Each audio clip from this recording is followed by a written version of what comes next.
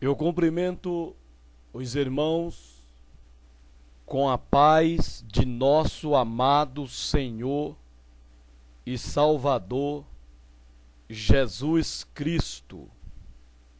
Eu dou graças a Deus por esta oportunidade, por me conceder mais uma vez a graça de poder me colocar à frente deste instrumento e poder compartilhar convosco mais uma partícula da inesgotável, insondável Palavra de Deus.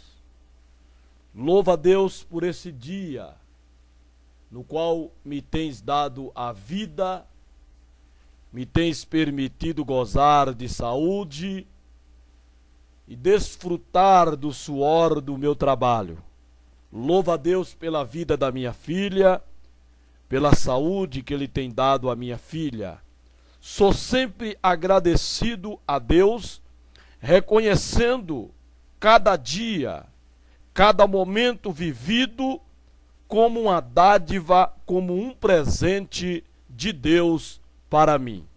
Quer naquilo que sucede à minha vida, como naquilo que sucede na vida da minha filha.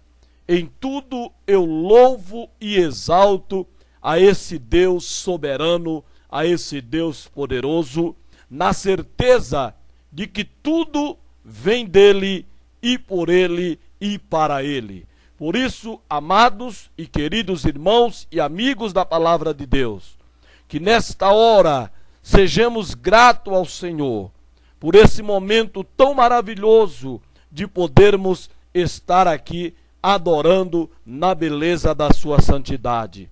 Eu louvo a Deus por esse momento, louvo a Deus pela a oportunidade, pelo privilégio de mais uma vez poder me colocar aqui para compartilhar convosco de uma palavra. Para tanto, eu quero vos convidar a lermos no segundo livro do profeta Samuel, no capítulo de número 12, segundo livro do profeta Samuel, capítulo 12, o versículo é o versículo de número 14. Já estamos há 3 mensagens que tomamos como referência o capítulo 12, no assunto do rei Davi.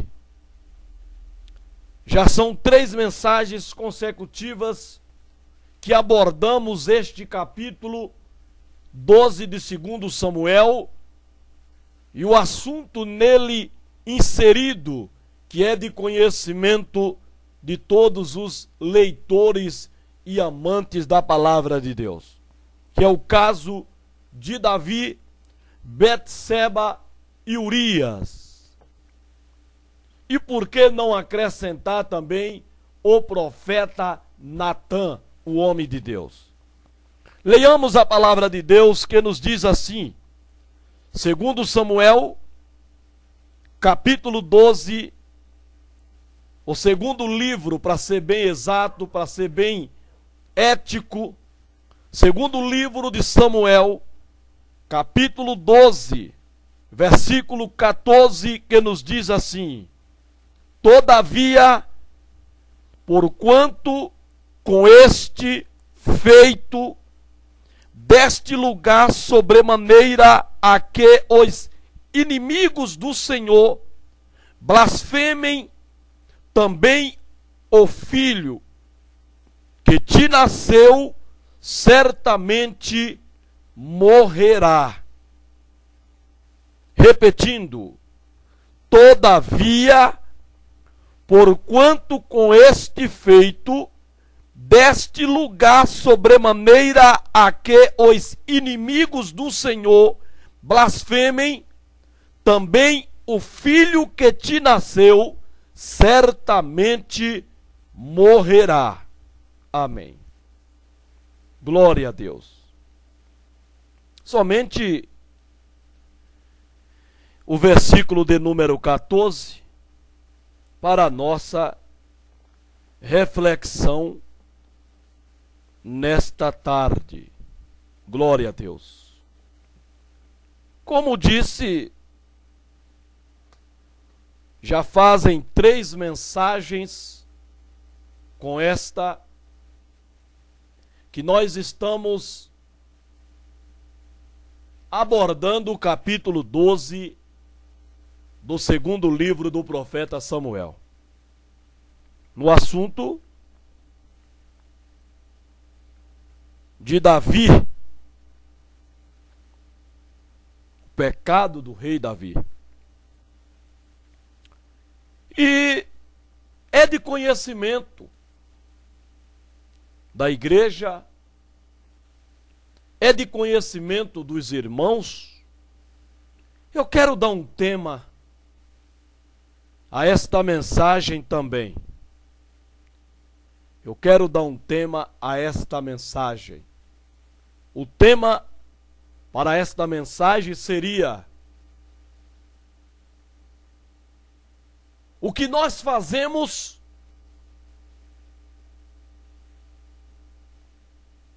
dar motivo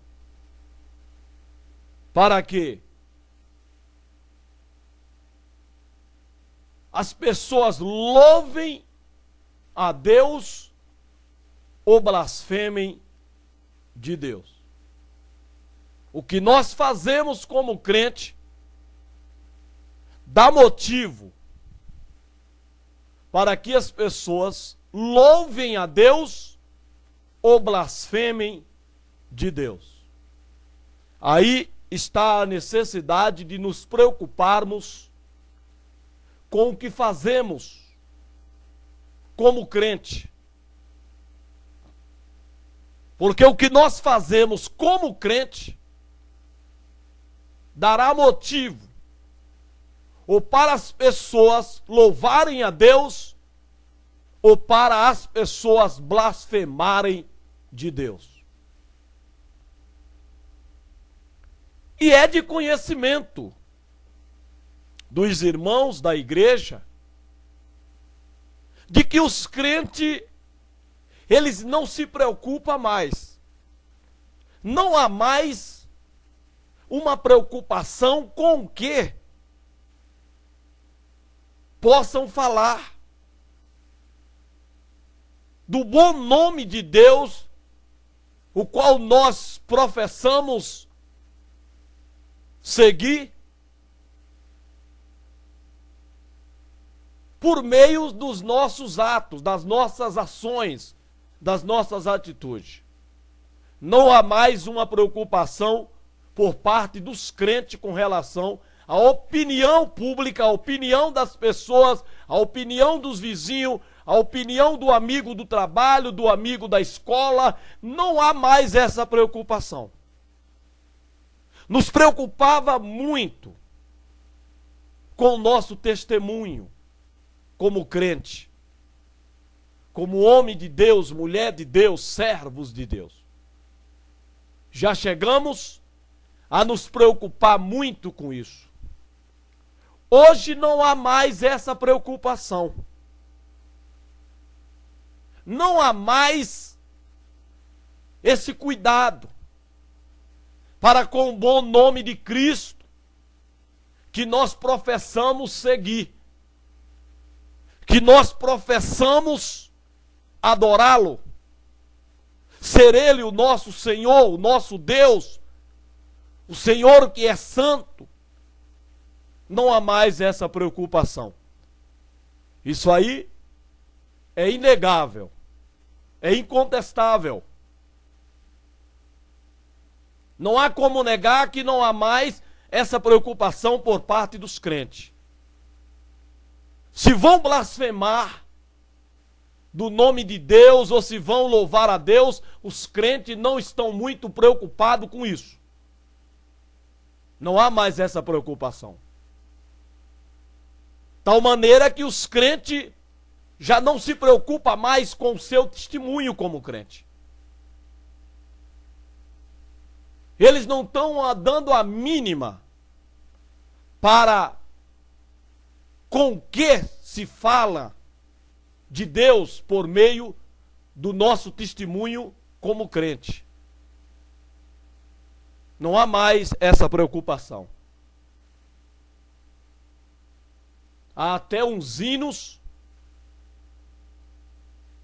errados. Canta-se em nossas igrejas esses tais hinos, aonde o que compõe, aquela que compôs,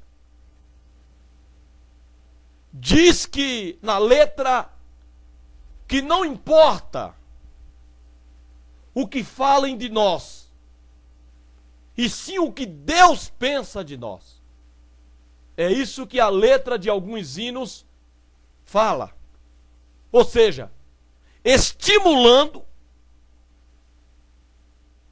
incentivando os crentes a não se preocupar muito ou a se preocupar quase nada com a opinião das pessoas a nosso respeito como crente. Basta o que Deus pensa de nós.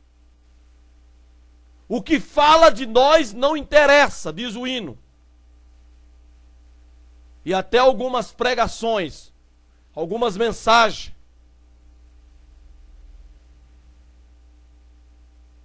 e até alguns hinos que toma versículos bíblicos isolados, nenhuma interpretação forçada, a gosto daquilo que a pessoa não precisa ouvir, mas que ela quer ouvir, e canta. Como um hino também que diz que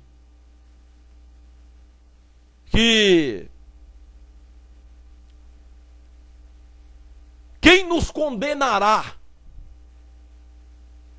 se é Cristo que nos justifica? Quem levantará acusação contra os escolhidos do Senhor? Nas palavras de Jesus na boca de Paulo. Quem levantará acusação? Quem nos condenará? Quem nos acusará? Veja bem, são os hinos que são cantados, que estimula e incentiva o crente a não se preocupar muito com o seu testemunho perante as pessoas, naquilo que ela, vendo nós fazermos ou deixarmos de fazer, venha a nos aprovar ou a nos reprovar, considerando apenas o que Deus pensa de nós, porque no entender dos crentes, no entender de algumas igrejas, o pensamento de Deus para com o crente é só de bem, baseado também em um versículo isolado, numa interpretação forçada, que está lá em Isaías 29, versículo 11, aonde Deus falando, ou melhor, em Jeremias, Deus falando na boca de Jeremias 29, 11. Quando Deus falava através de Jeremias para Israel, que bem sei eu o pensamento que penso de vós, pensamento de paz, e não de mal, para dar o fim que esperais. Mais ou menos assim o versículo de Jeremias capítulo 29, versículo 11. Então a ideia que os crentes têm, que esses hinos, que essas músicas, interpretações errôneas, a gosto do que as pessoas querem ouvir, fazem da palavra de Deus, Essas pessoas têm a ideia de que Deus só tem pensamento de bem para com eles. Então ele julga que Deus só pensa o bem deles e nunca o mal. Então o que as pessoas digam de nós não é mais importante, não é mais considerado. Então quem nos acusará? Quem levantará acusação contra os escolhidos? Se é o Senhor quem o justifica. Se baseiam nesse dizer. E nisso não vão se preocupando mais com o que as pessoas digam de nós. Se elas estão blasfemando, eles não estão nada preocupados.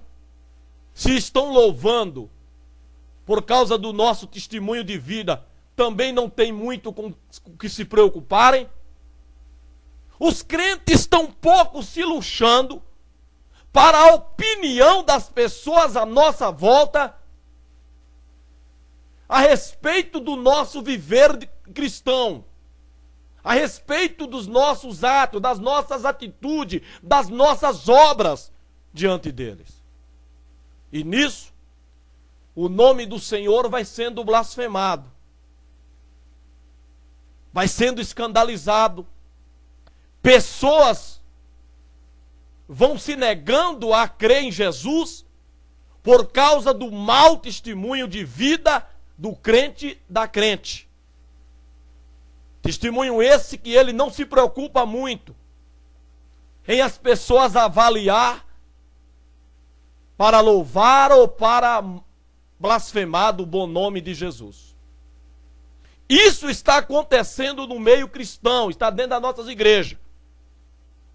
Porque, lamentavelmente, os chamados crentes,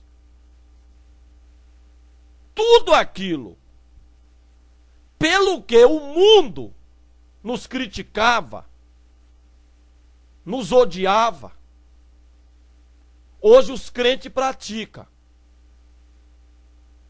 Então o bom nome de Jesus nisso vai sendo blasfemado. Porque as pessoas que sabiam e sabem que os crentes que é crente verdadeiramente não fazem isso. Não anda de calça, não anda de bermuda, não pinta cabelo, não pinta a boca, não corta cabelo, não se pinta, não anda com roupa mostrando as vergonhas, mostrando o seio, mostrando a calcinha. O mundo sabe que é crente não anda, não se porta dessa forma, dessa maneira. Porque essa maneira é portada de quem não é crente. É portada de quem não conhece Jesus. Então o mundo sabe que sempre foi assim. O mundo conhece qual é o testemunho de quem é crente. Qual é a maneira de viver de quem é crente?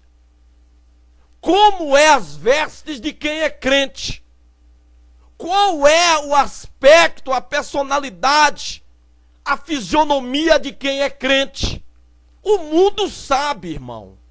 Por mais que os crentes queiram esconder essa realidade, o mundo conhece muito bem.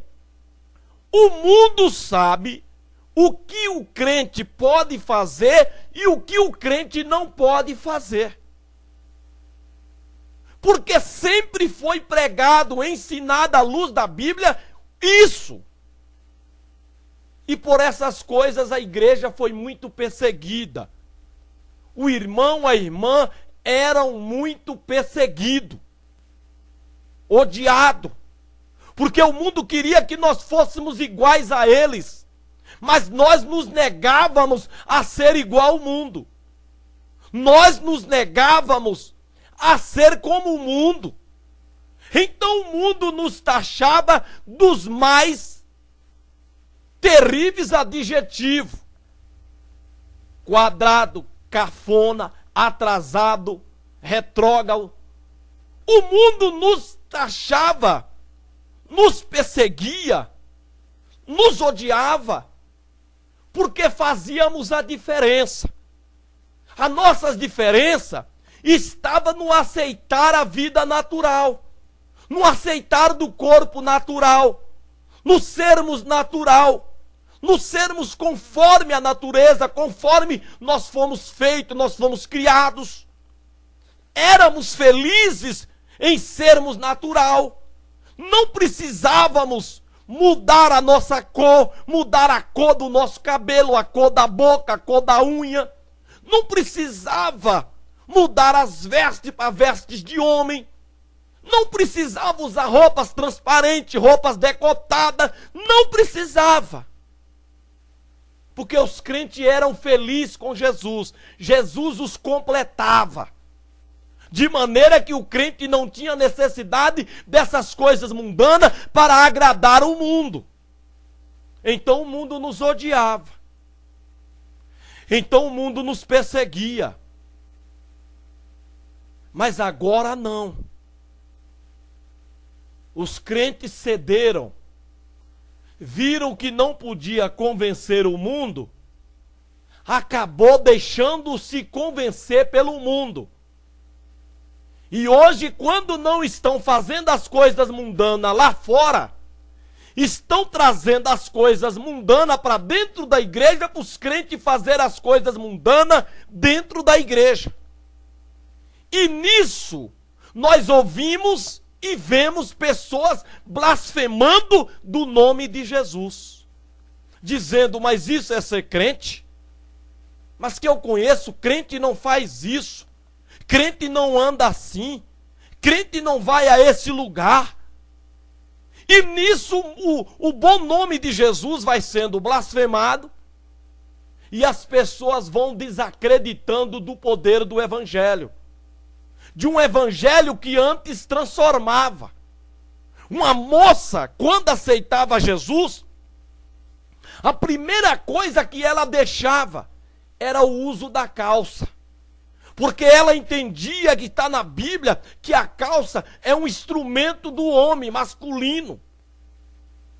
Então a moça, quando se convertia, ela era a primeira coisa que ela tirava, era a calça. Hoje, o crente, quando ele se desvia, a primeira coisa que ele faz é comprar uma calça. E eu não estou me referindo àquele desviado que deixa de vir na igreja. Eu estou falando de desviado na igreja. Desviados dentro da igreja. Porque quando você deixa de obedecer a palavra de Deus, você se desviou. Você está se desviando. Quando você sai do curso natural estabelecido por Deus, tomando atalhos, você está fazendo desvio. Então você está desviando-se da doutrina, da palavra de Deus. Eu sei que alguns podem dizer que é costume, porque os pastores não suportam mais, eles não aguentam mais manter a doutrina, então eles mesmos viraram a doutrina em costume. E se é costume para algum pastor, ele pode ser local, estadual, congregacional. Ou seja, aqui na congregação de Vila Brasilândia não pode o uso da calça, mas numa outra congregação do mesmo setor, 3 da Lapa, pode. Então virou-se uma questão de costumes local, congregacional. É conforme a permissão do pastor. Não é uma questão bíblica. É isso que estamos vivendo hoje. E nisso, nós vemos as crentes andando pelas ruas, com aquelas calças colando, marcando, mostrando sua genitália, mostrando suas calcinhas, mostrando suas nádegas, seu corpo. Estou falando de crente. Não estou aqui falando de quem não é crente. Estou falando de crente porque nós vemos. Nós encontramos pessoas assim na rua e tem a maior cara cínica, o maior cinismo de dizer a paz do Senhor Jesus. Como que se ela estivesse em paz com Deus, agindo daquela maneira. Quando na verdade não está em paz com Deus. Desobedecer a palavra de Deus, andar conforme o mundo, é ser inimigo de Deus. E não viver em paz com Jesus. Quem está em paz com Deus é quem anda em conformidade com a palavra de Deus, com a doutrina de Deus e com os bons costumes gerados pela doutrina. Mas lamentavelmente, irmão, os nossos pastores ficaram frouxos e covardes, amantes mais dos interesses que esses membros possam proporcionar à igreja, naquilo que eles venham a contribuir. Então eles afrouxaram e mudaram doutrinas em costume. Porque se é costume, não é da igreja de Jesus. Então nós encontramos mulheres de calça pela rua, que se nós olhar, nós somos até tentados a cobiçá-las. E aí quer pregar dentro da igreja para os irmãos não cobiçar? Irmão, é como amarrar um cachorro com uma corda de linguiça e dizer para ele não comer. Ora, irmãos, pelo amor de Jesus, vamos deixar de hipocrisia. Vamos deixar de ser hipócrita. Falar para o irmão não cobiçar, quando a cobiça está dentro da igreja, quando o elemento cobiça está na igreja, e não se combate, não repreende,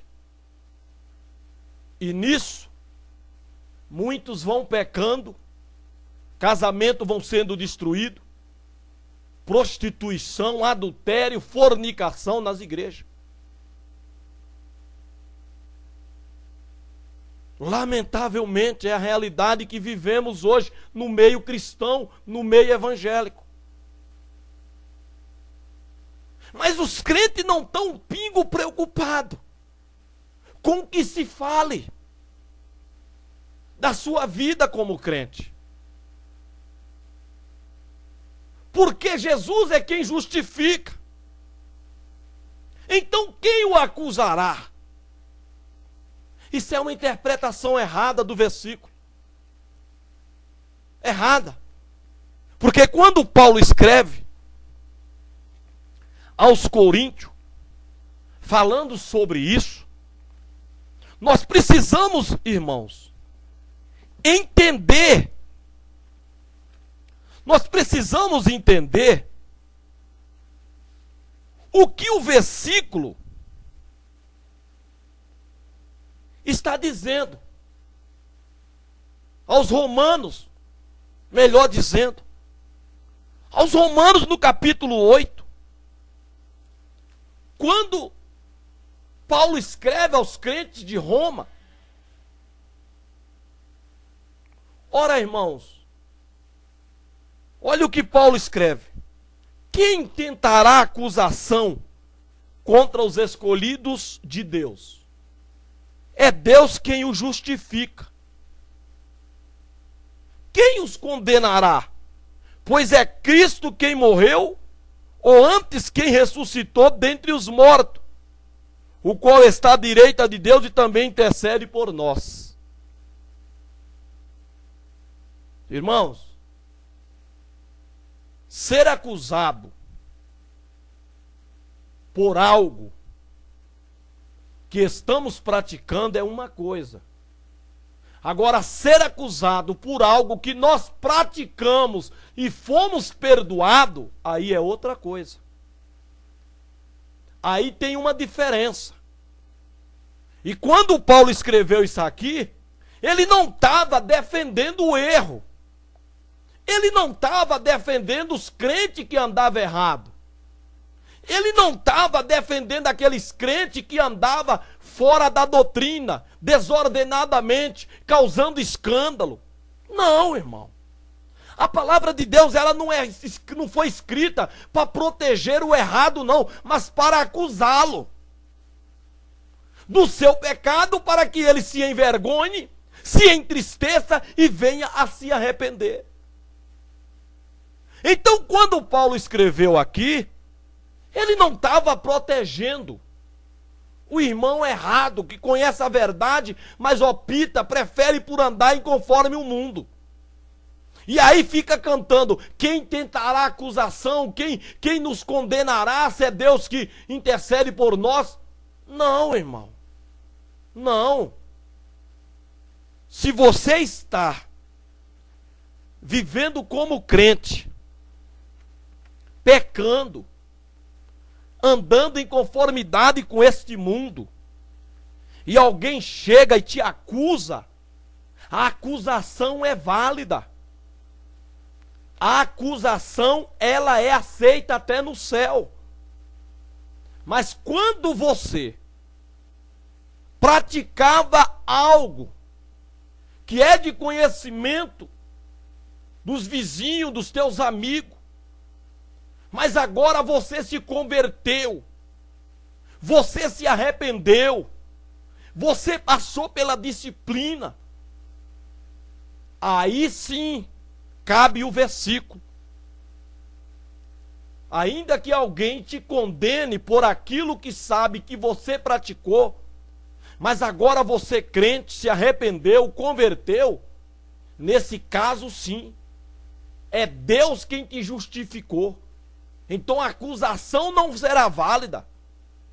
Mas se você está sendo acusado por você andar em conforme o mundo, dando mau testemunho como crente, dando motivo para as pessoas blasfemarem do nome de Jesus, e se negarem a aceitar a Jesus, dizendo, se é para eu ser crente como essa crente, como esse crente, eu prefiro continuar como estou, porque se ela for para o céu, se ele for para o céu, eu também vou. Aí, irmão, a acusação é válida. Aí a Bíblia não te protege. Aí você está sendo acusado por um pecado contínuo,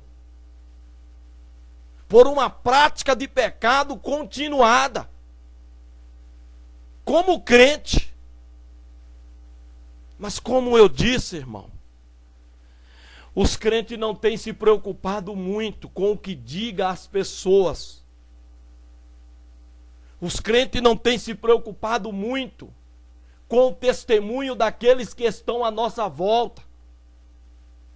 Porque eles defendem que foi Deus que o justificou, e se Deus o justificou, não há acusação contra eles que vale.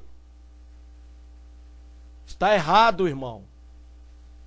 Está totalmente errada essa linha de pensamento, essa ideologia que os crentes estão pregando hoje. E nisso, o que os crentes fazem, eles não só fazem, como eles publicam nas redes sociais. Eles põem no seu canal, no YouTube, no Facebook. Eles compartilham o seu pecado, a sua iniquidade, o seu viver mundano, carnal, sensual, erótico. Eles publicam nas redes sociais, como que se pecar fosse bonito, como que se dar mau testemunho como crente é algo bonito, que eles não se envergonham. Eles não têm preocupação que as pessoas digam, nossa, isso aqui é você, mas você não é crente. Mas que eu saiba, crente não faz assim, não se veste assim. Os crentes não estão mais preocupados. Há um tempo atrás, quando uma crente usava uma calça, às vezes até justificando que era o emprego, que ela via o irmão, ele se escondia. Hoje não. Com maior descabimento, ainda dá a paz do Senhor. E muitas das vezes essa crente passa numa rodinha de rapazes,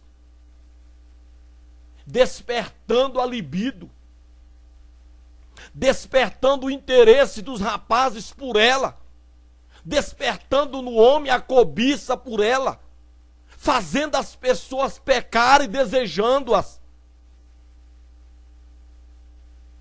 Mas Deus te pedirá conta, irmã. Deus te pedirá conta, irmão. Tenha certeza disso. Aqui é a palavra de Deus. Ele vai te pedir conta. Viu? Deus te pedirá conta de tudo o que nós fazemos, quer bem, quer mal. Eclesiastes 12 fala sobre isso, que Deus irá pedir conta, Deus irá trazer a juízo. Eclesiastes 12, no versículo 13, ou versículo 14, porque Deus há de trazer a juízo toda a obra e até tudo o que está encoberto, quer seja bom, quer seja mal. Deus trará juízo. Nada irá ficar fora do conhecimento de Deus naquele dia. O que tu faz, o que eu faço como crente hoje, se não te arrependeres e não te converteres, Deus trará juízo. Ele trará julgamento toda a obra que nós cometemos, que nós praticamos, que nós fizermos aqui nesta vida. Quer bom, quer mal. Que obra tu está fazendo como crente? Que obra tu está fazendo como cristão? As pessoas têm glorificado a Deus ao te ver? Ou elas têm blasfemado do nome de Jesus? Qual o motivo que as pessoas estão tendo para falar do teu testemunho como crente? Na escola, no trabalho, em casa, por parte dos vizinhos, na condução, nas ruas onde tu passa. Qual o motivo que eles estão tendo para falar? O de louvar a Deus e dizer, lá vai uma crente, serva de Deus, que a gente olha e não tem o que achar nela para levar-nos a ter maus pensamentos de desejo por aquela irmã, pela forma decente e vergonhosa com que ela se veste. O homem também. Mas qual é o testemunho que você está dando? No Facebook, nas redes sociais, quando te vê lá. Os crentes não estão se preocupando, irmão. Mas Jesus nos chama a atenção. Jesus, ele nos chama a atenção dizendo, lá em Mateus, no capítulo de número 18. No capítulo de número 18, irmão. Jesus nos chama a atenção para o nosso modo de viver e para aquilo que as pessoas falem de nós pelo nosso modo de viver como crente. Jesus disse o seguinte: ai do mundo por causa dos escândalos, porque é mister, é inevitável que venha escândalo.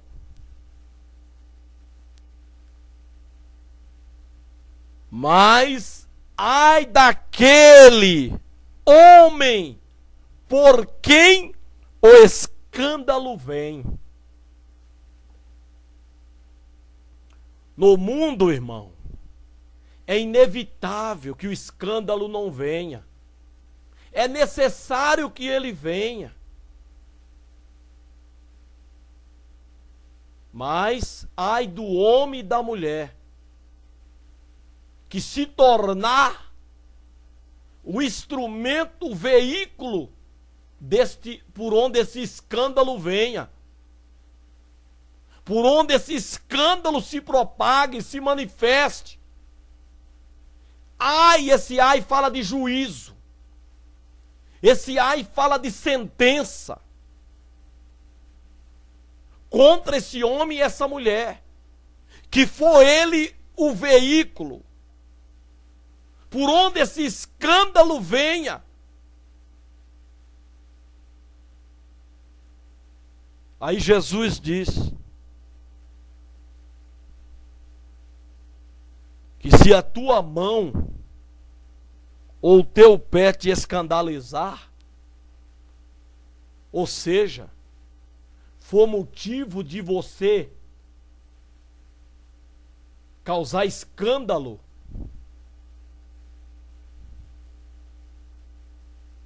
corta-o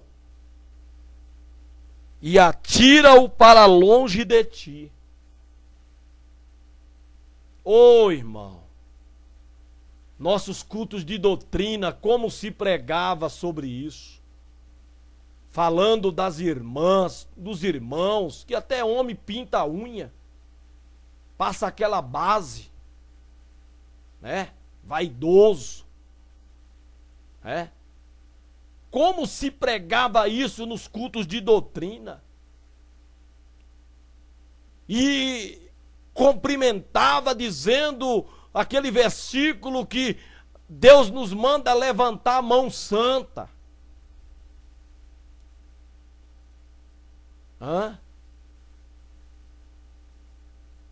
Aí dizia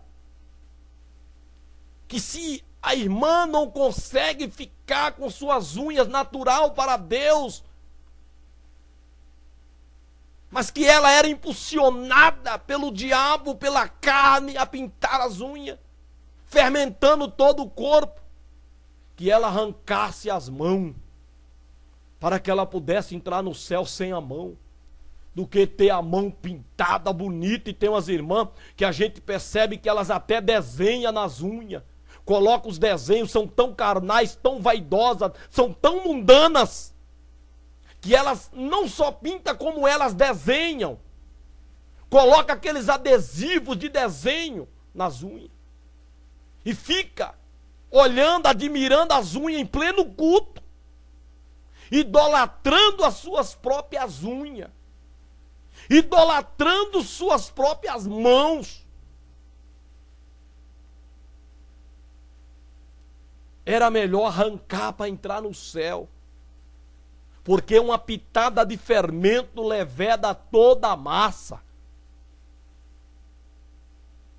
Uma pitada do fermento leveda a massa. Aquele que deixar de cumprir um tio ou um jota da lei, perderá toda. Faz-se transgressor de toda a lei. Mas os crentes não se preocupam mais. Eles não têm mais essa preocupação com o que as pessoas digam. Porque eles defendem que eles foram justificados e que ninguém mais pode lançar qualquer palavra de acusação contra eles. Está enganado. Ser acusado por estar fazendo o que é errado, a acusação é aceita. A acusação é aceita no céu. Mas ser acusado por algo que você confessou, deixou, foi perdoado, aí a acusação não é válida. Porque você já foi perdoado pelo sangue de Jesus. E Ele foi quem te justificou, quem me justificou daquele pecado que nós cometemos lá atrás, confessamos e deixamos. Então, contra aquele pecado, contra aquele modo de vida mundano que nós vivíamos, mas que se arrependemos e nos convertemos, se formos acusados, como muitos dizem, mas você fazia, mas você andava assim, mas você se vestia assim, mas você ia a lugares assim. Isso mesmo, eu ia, eu fazia, está tudo no passado. Você está conjugando muito bem que eu ia, que eu fazia, que eu me vestia, que eu andava. Você está conjugando muito bem, você está conjugando no verbo do passado. Mas eu fui perdoado, Jesus me perdoou, Ele me justificou diante de Deus e me colocou na condição de justo. Por isso, a tua acusação não é aceita no tribunal do céu. Mas se você, irmão, está sendo acusado por alguém, por aquilo que você está praticando, que esse alguém que te acusa sabe que não é práticas de quem é crente, não é práticas de quem se diz cristão, a acusação dele é aceita no tribunal do céu. E isso dói no coração de Deus. O diabo é o nosso maior acusador. E não nos preocupamos muito com ele. Os crentes não se preocupam muito com ele. Às vezes fazem coisa escondida do seu semelhante, do seu próximo. Mas não se preocupa com os demônios, com o diabo. E ele é quem nos acusa por aquilo que ele vê nós fazendo, nós praticando, ele nos acusa diante de Deus. É como que ele chega diante de Deus e fala: olha o teu servo, olha a tua serva, olha o que eles estão fazendo lá. E isso dói, irmão. É como um pai e uma mãe que tem um filho na escola e sempre ele recebe um bilhete do professor, do diretor da escola, acusando o seu filho de desobediência, de rebeldia, de anarquia na escola. O pai fica muito triste. Chega uma hora que o diretor manda chamar o pai na escola para acusar o filho diante do pai. O pai fica envergonhado, fica triste. Imagina, irmão, como não fica Deus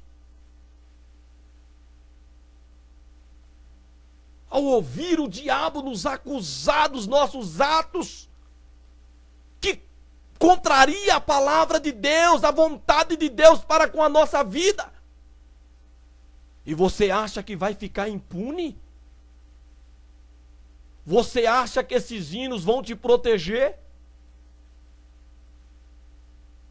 Não, irmão. Nós como crente temos muito que nos preocupar com o que as pessoas digam de nós, sim. Nós temos muito que nos preocupar com o que as pessoas estão falando de nós. Temos sim, irmão, que nos preocupar, sim, senhor, sim, senhora. Sim, senhor, sim, senhora. Não podemos relaxar com respeito ao nosso testemunho para com a sociedade. Porque um silêncio às vezes fala mais do que uma palavra. Às vezes olhando para nós. Eu lembro daquela mulher, daquele marido. Quando o profeta Eliseu passava, ela dizia: vejo que aquele homem é um homem de Deus. Alguma coisa em Eliseu chamava a atenção daquela mulher. Chamava a atenção dela para com aquele profeta.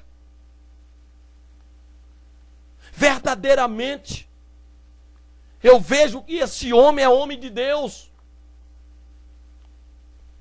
Eu não sei o que ela viu.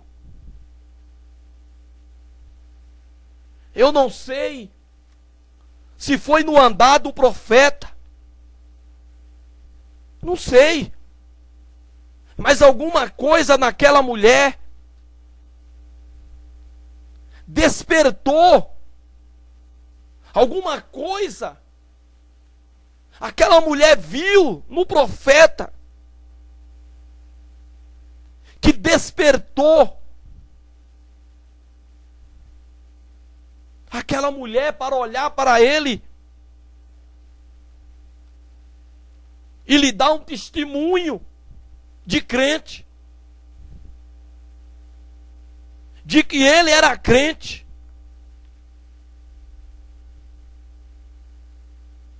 E chegou ao consenso com seu marido de fazer uma casa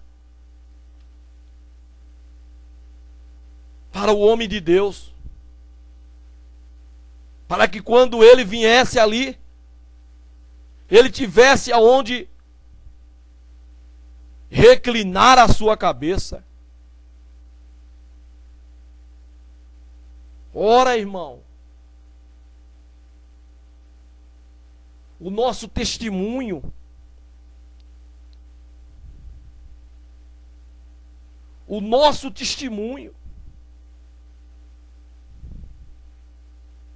fala muito. E nós temos que nos preocupar, sim. Temos que nos preocupar. Mas hoje os crentes não se preocupam. Os crentes não estão se preocupando, irmão. Eles não estão se preocupando.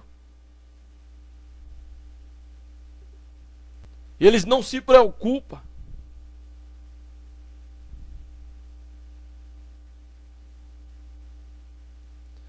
E nisso os escândalos vão tomando conta das nossas igrejas. As pessoas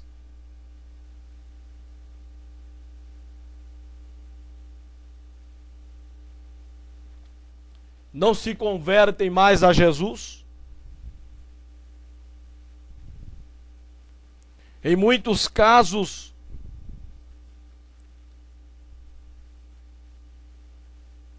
aceitam, mas não há mudança de vida. Não há transformação de vida nas pessoas.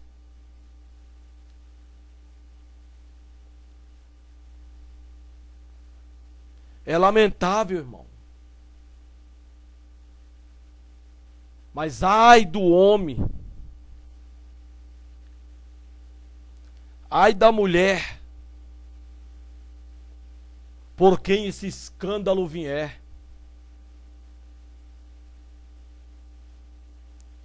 Ai daquele, irmão. Ai daquele.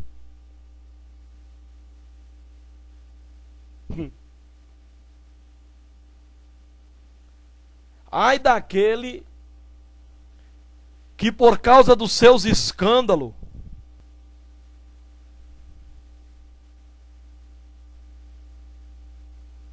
fazer uma pessoa a se escandalizar de Jesus.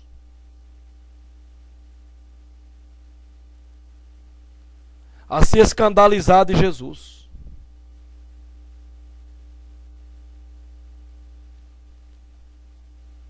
Ai daquele, ai daquela, que alguém olhando para ele ou para ela,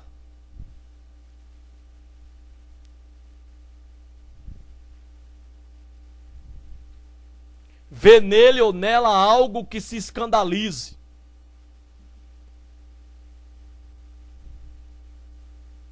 E diga: eu ser crente como essa crente? Ser crente como esse crente? O juízo será severo, irmão. O juízo será severo.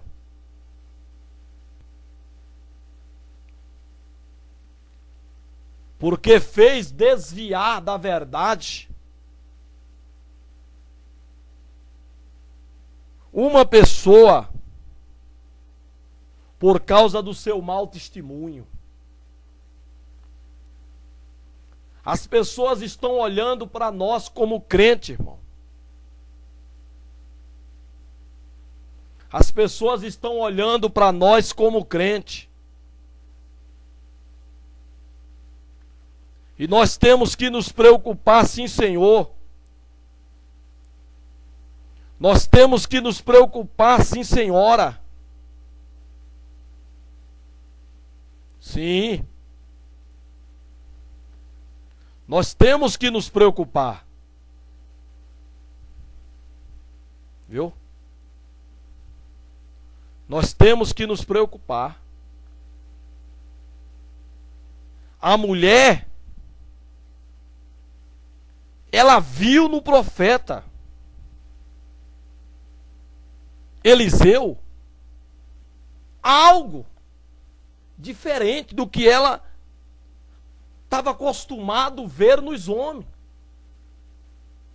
Ela viu que Eliseu tinha algo diferente. Que cada vez que Eliseu passava e ia ali para comer pão,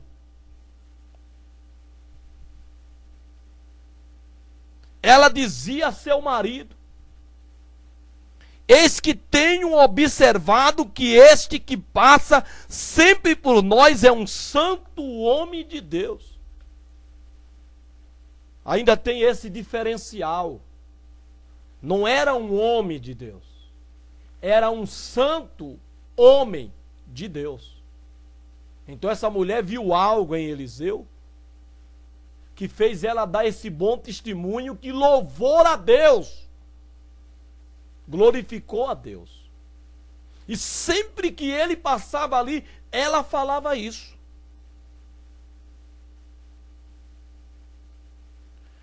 Temos que nos preocupar, sim, irmãos, com o que estão dizendo de nós, o que estão falando de nós.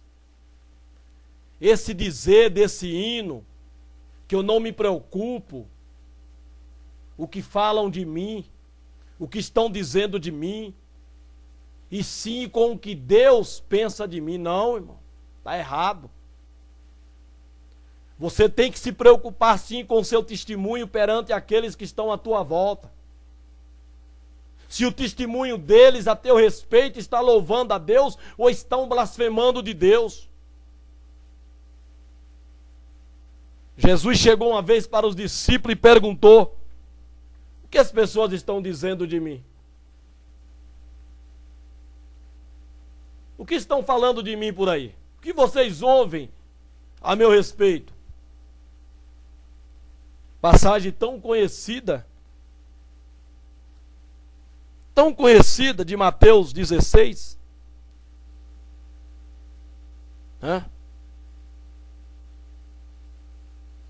Tão conhecida.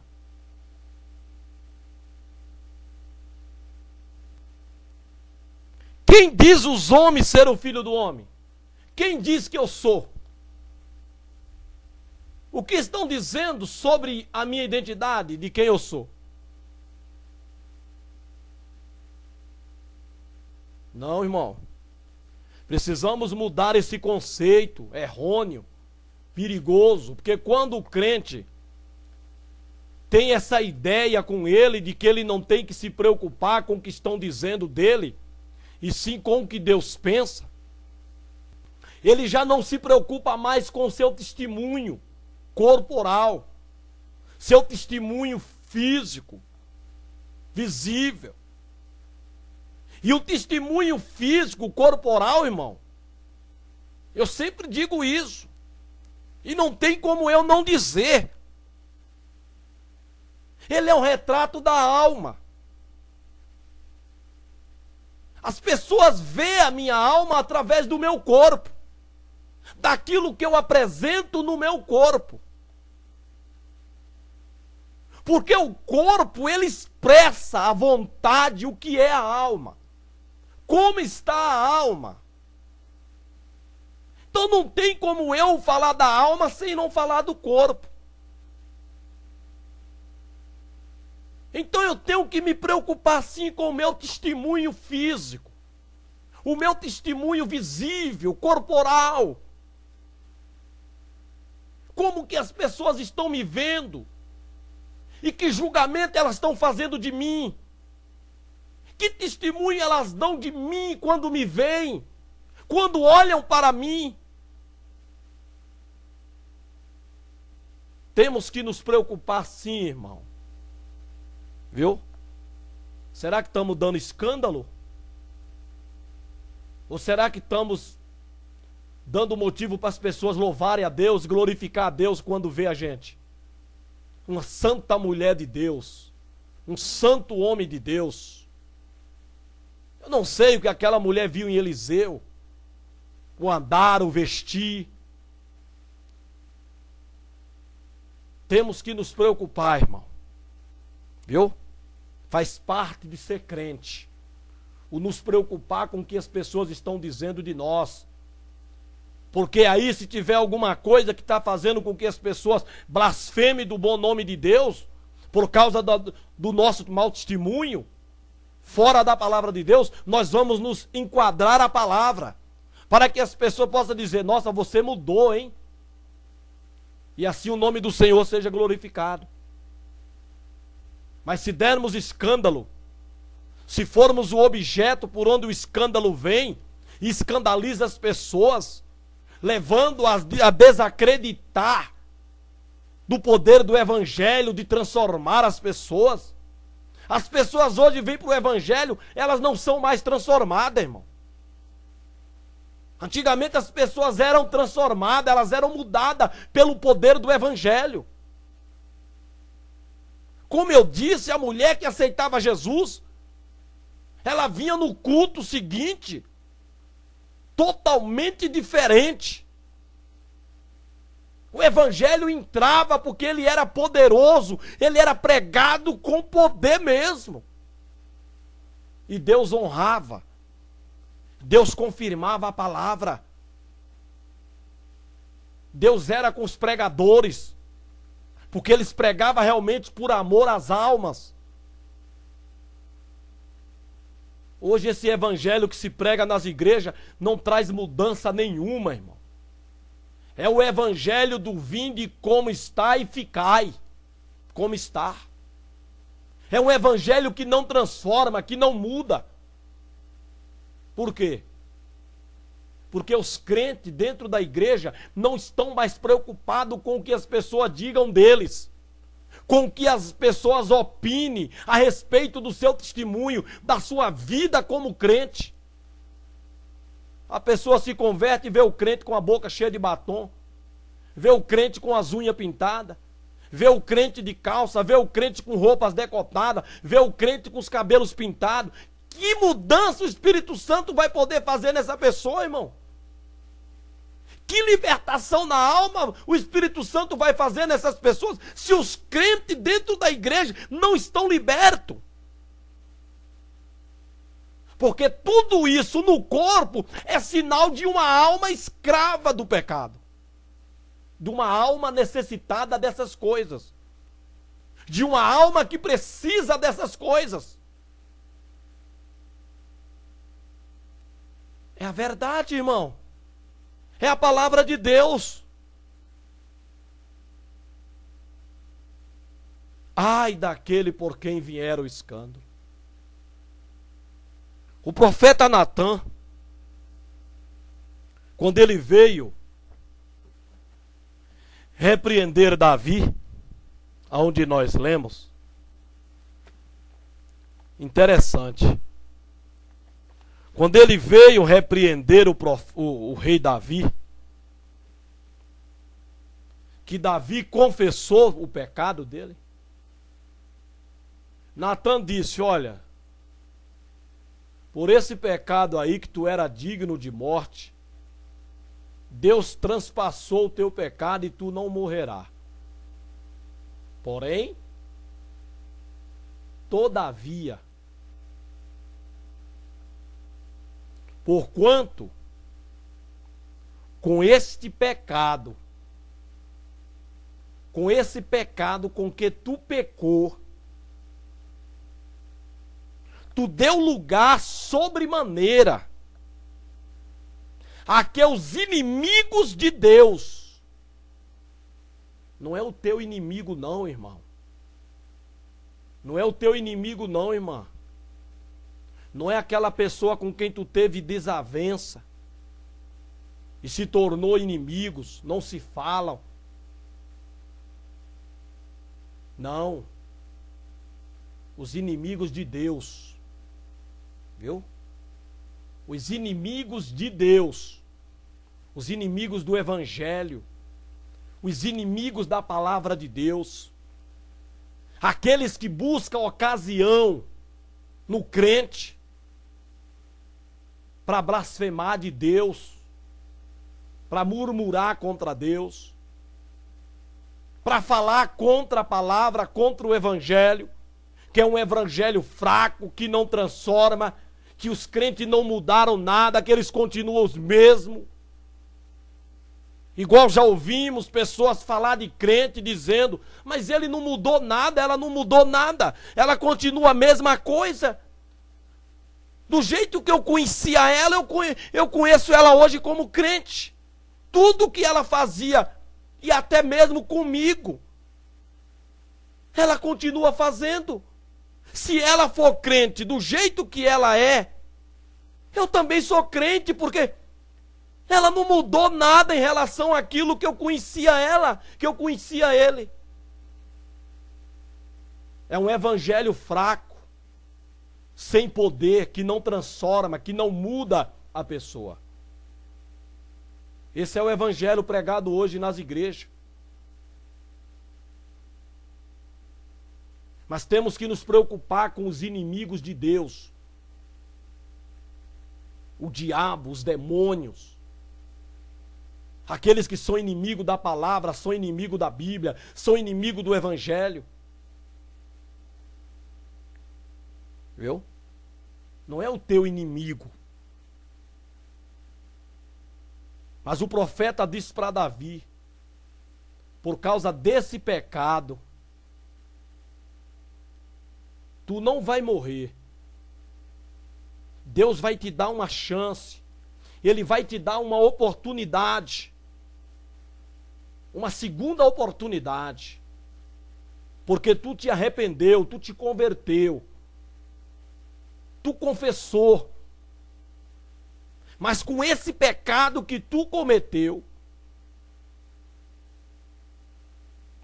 tu deste lugar, tu abriu uma brecha, tu deu uma oportunidade sobremaneira a que os inimigos de Deus blasfemem de Deus. Nossos atos, nossas ações, a nossa vida como crente, tem dado lugar, irmão, sobremaneira, para os inimigos do Evangelho blasfemar de Jesus? Ou será que temos dado lugar para que eles glorifiquem, exalte a Deus, em nos conhecer de uma maneira e agora nos ver totalmente natural, totalmente regenerados, transformados, e assim louvar e glorificar a Deus? E Davi pagou caro a morte do filho. Pagou caro, porque ele deu lugar para as pessoas blasfemarem. Irmão, se a tua vida como crente, se tu diz que é crente e as pessoas dizem não parece, mas você faz o que eu faço, você anda como eu ando, você se veste como eu me visto, tu vai morrer. Tu vai morrer. Por causa desse pecado, o filho de Davi morreu. Porque ele deu ocasião para que as pessoas, inimigos do evangelho, da palavra de Deus, blasfemassem. Tu vai morrer. Se tu não te arrependeres e não te converteres, viu? Tu vais morrer. Assim como o filho de Davi morreu, porque ele deu lugar para que os inimigos de Deus blasfemassem de Deus. Tu vais morrer. Por isso te arrepende, te converte. Viu? Toma a posição de crente verdadeiramente. Dá testemunho. Faz com que as pessoas glorifiquem a Deus e digam: nossa, você está diferente, você não é mais a mesma. Nossa, você não usa isso, você não usa isso, você não usa isso. Você é crente mesmo. Aí o nome do Senhor está glorificando. Lembra do Salmo 103? Bendiz a minha alma ao Senhor. Tudo que há em mim, bendiga o seu santo nome. Tudo.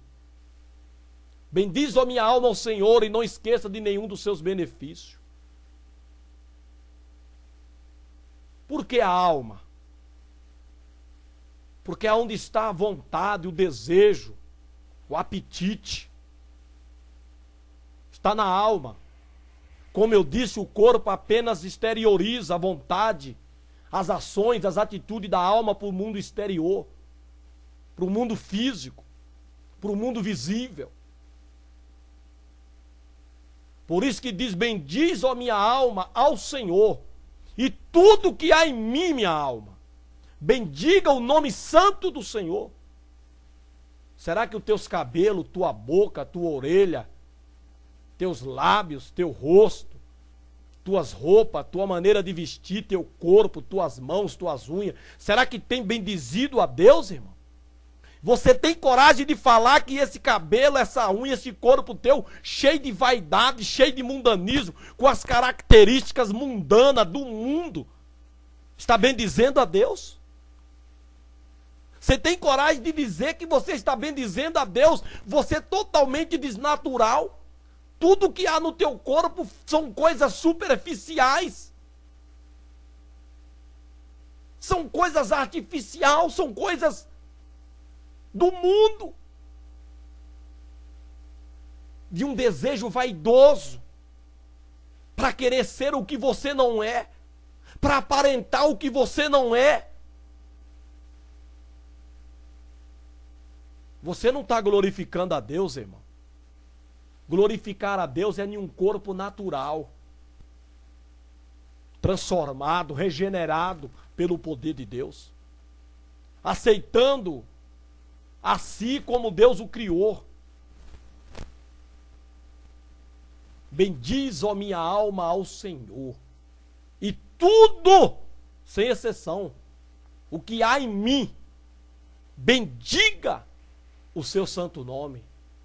Tudo do que eu sou formado, tudo do que eu sou constituído, tudo do que o que eu sou, bendiga ao Senhor. Louve ao Senhor. Ou será que tem levado as pessoas a blasfemar quando olha para você? Esse jeito carnal, vaidoso, erótico, sensual que você vive como crente. Hã? Vamos rever, irmãos, os nossos conceitos com respeito à nossa vida como crente e à pessoa de Deus. E não considere que porque Deus te justificou, você acha que pode continuar na prática continuada do pecado. Não. Que Deus tenha misericórdia de nós. Que Deus nos ajude a entender e compreender que o que fazemos, a nossa vida como crente, dá motivo para as pessoas ou louvarem a Deus ou blasfemarem de Deus. Davi, tu não vai morrer, mas, todavia, porquanto com este pecado, com esse feito, com esse pecado, tu deste lugar sobremaneira para que os inimigos de Deus blasfemem,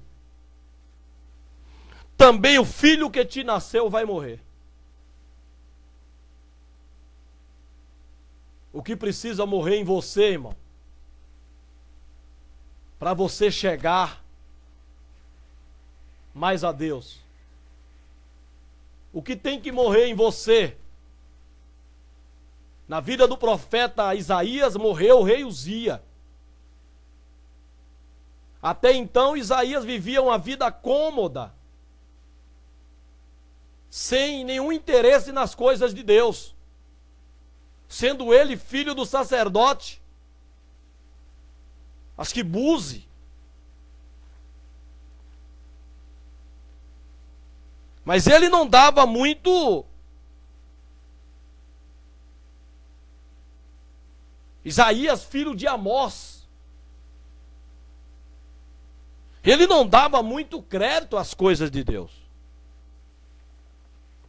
Ele não dava. Ele não dava muito valor para as coisas de Deus, porque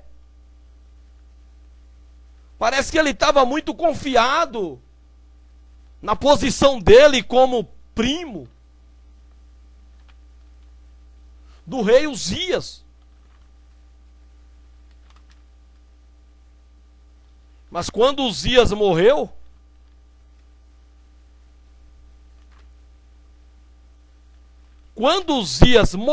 irmão, aí Isaías chegou a Deus. Aí ele se chegou a Deus. Mas até então, ele não dava a mínima para as coisas de Deus. Sangue real. O seu pai Amós,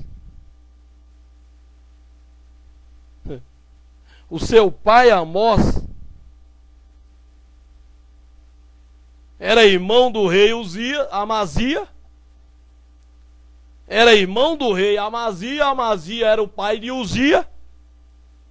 Logo, o rei Uzias era tio de Isaías, e Isaías era primo do rei Uzias.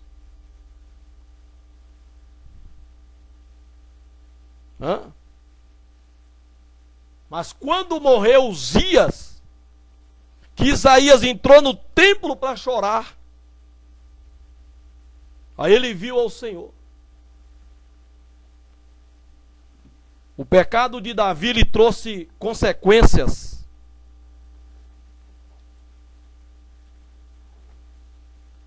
Porque aquilo que nós fazemos irá dar motivo para as pessoas ou louvar a Deus ou blasfemar. E o de Davi deu motivo para as pessoas blasfemarem de Deus.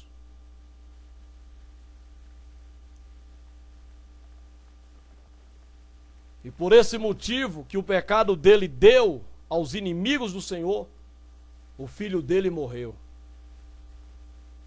Não espere morrer algo, irmão. Não espere você morrer. Viu? Seja crente hoje.